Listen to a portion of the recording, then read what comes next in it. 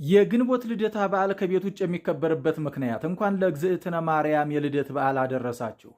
እንግዲህ እመቤታችን ከነገደ ይሁዳ እንደሆነች ይታወቃል። አባቷ ኢያቄም፣ እናቷ ሐና ይባላሉ ማለት ነው።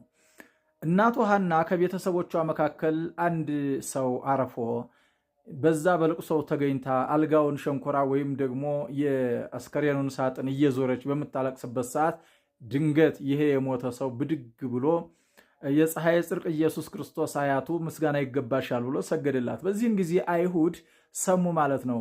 ሳመናስ ምን ሰምተ ነው ምን አይተ ነው ሲሉት ይቺ ሴት የጸነሰቻት ልጅ ሰማይንና ምድርን የፈጠረውን እግዚአብሔርን ትወልዳለች እያሉ መላእክት ሲያመሰግኑ ሰማሁ አለ። በልቶ ሰማንህ። ከዚህ ቀድሞ ዳዊትና ሰሎሞን ከነሱ ወገን የሆኑ 40 ዓመት ገዙን። አሁን ደግሞ ከዚች የምትወለደው ስንት ዓመት ልትገዛን ነው? ስለዚህ ይህን ጊዜ ሳይርቅ በቅርቡ በድንጋይ ወግረን በሳት አቃጥለን እናጥፋት ብለው ተመካከሩ ይላል።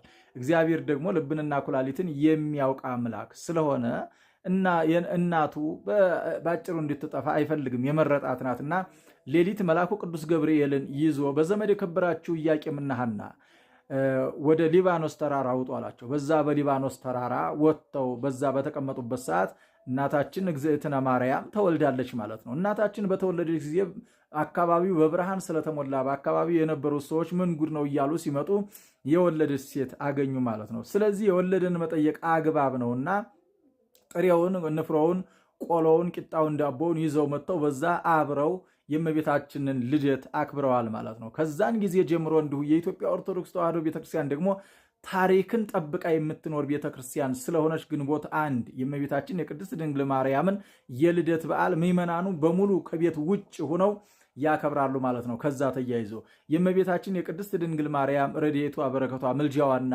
የልጇ ቸርነት ከኛ ጋር ይሁን። መልካም የልደት በዓል ይሁንልን። ለሁሉም ሰው አዳርሱልኝ።